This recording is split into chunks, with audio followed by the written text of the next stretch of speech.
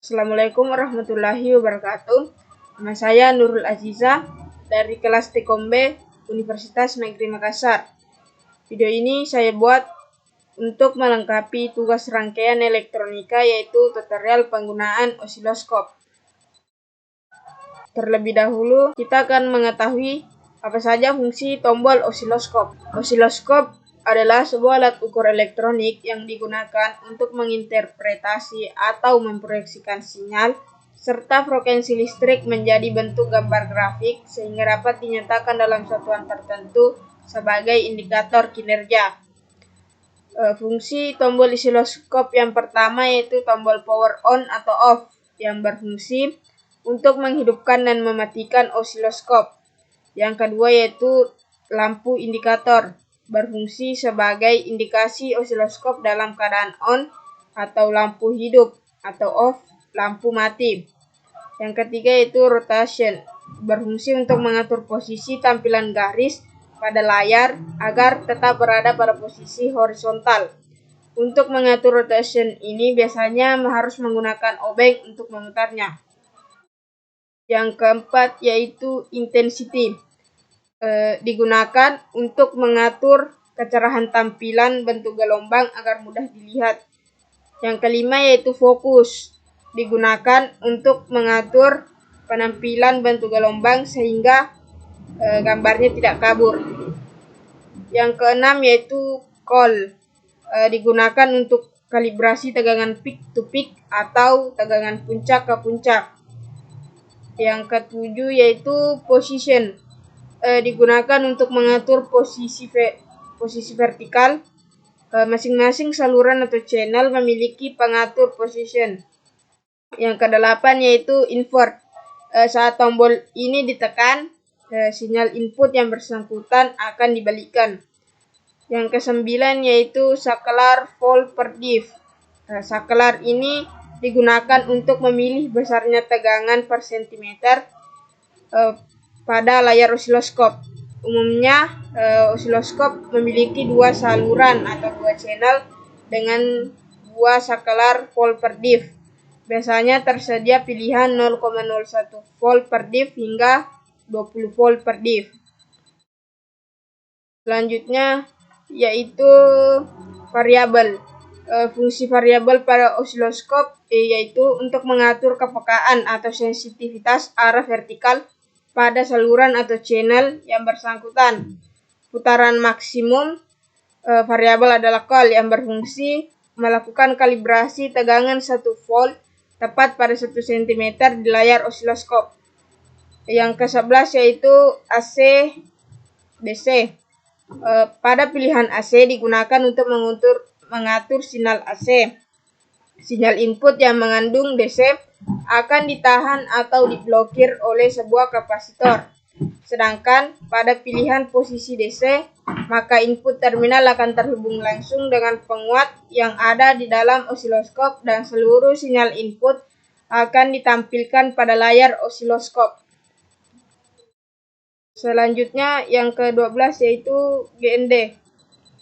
Jika tombol ini diaktifkan maka terminal input yang akan terbuka. Input yang bersumber dari penguatan internal osiloskop akan ditanahkan. Yang ke-13 yaitu vertical input CH1 sebagai vertical input untuk saluran 1 atau channel 1. Yang ke-14 yaitu vertical input CH2 sebagai vertical input untuk saluran 2 atau channel 2. Yang ke-15 yaitu saklar mode.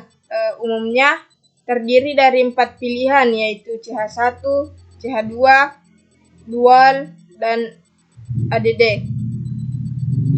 CH1 untuk tampilan gelombang saluran 1 atau channel 1, CH2 untuk tampilan bentuk gelombang saluran 2 atau channel 2, dual untuk menampilkan bentuk gelombang saluran 1 dan gelombang saluran 2 secara bersamaan, dan ADD untuk menjumlahkan kedua masukan saluran secara aljabar.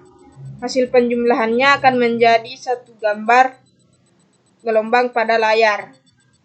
Yang ke-16 yaitu kali 10 mak, yaitu untuk pembesaran magnification frekuensi hingga 10 kali lipat.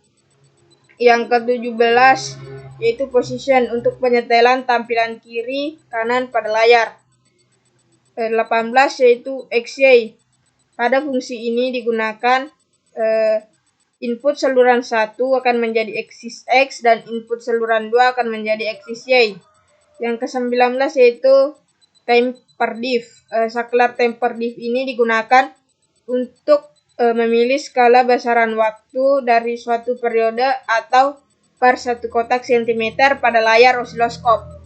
Yang ke-20 yaitu tombol call atau time per diff, berfungsi untuk kalibrasi time per diff. Selanjutnya yaitu variabel. Fungsi variabel ini pada bagian horizontal adalah untuk mengatur kepekaan atau sensitivitas time per diff. Yang ke-22 yaitu GND, merupakan konektor yang dihubungkan ke ground.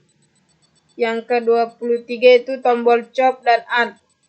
Tombol chop menggunakan potongan dari saluran 1 dan saluran 2, dan alternate menggunakan saluran 1 dan saluran 2 secara bersamaan. Selanjutnya yaitu tombol hold off untuk mendiamkan gambar pada layar osiloskop. Selanjutnya yaitu level atau trigger level, digunakan untuk mengatur gambar yang diperoleh menjadi diam atau tidak bergerak. Selanjutnya ada tombol north dan auto yang ini, dan tombol lock. Yang ke-28 adalah tombol kopling yang menunjukkan hubungan dengan sinyal searah atau DC atau bolak-balik AC. Selanjutnya yaitu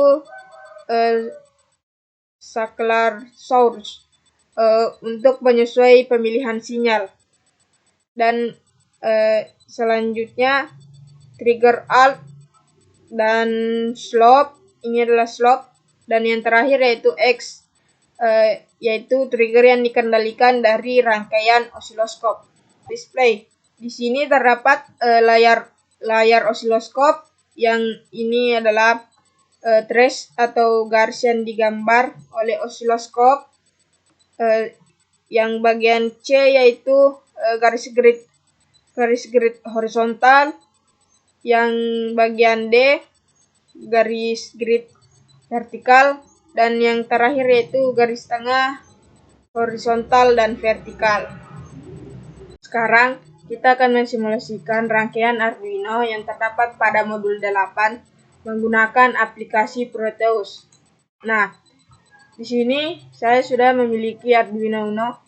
Kita masukkan di sini, dan juga osiloskop. Kita pindahkan ke sini.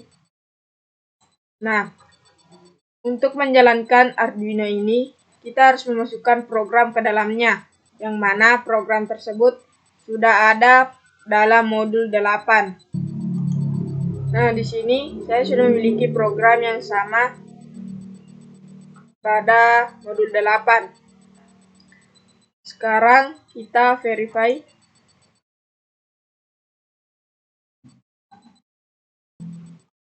Nah, kemudian kita copy bagian ini atau kita salin.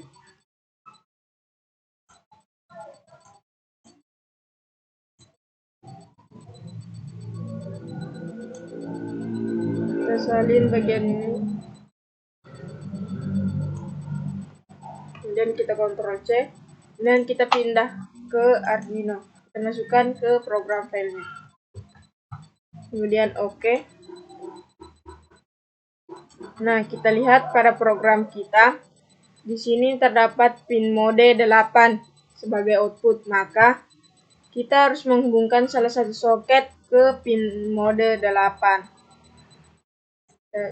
Kita akan menghubungkan soket A ke pin 8. Selanjutnya kita jalankan rangkaiannya. Nah, jika berhasil maka tampilannya akan seperti ini. Karena channel A yang terhubung, maka untuk channel C kita off-kan. Begitu juga dengan channel B dan D, kita off-kan semua. Kemudian kita posisikan di tengah.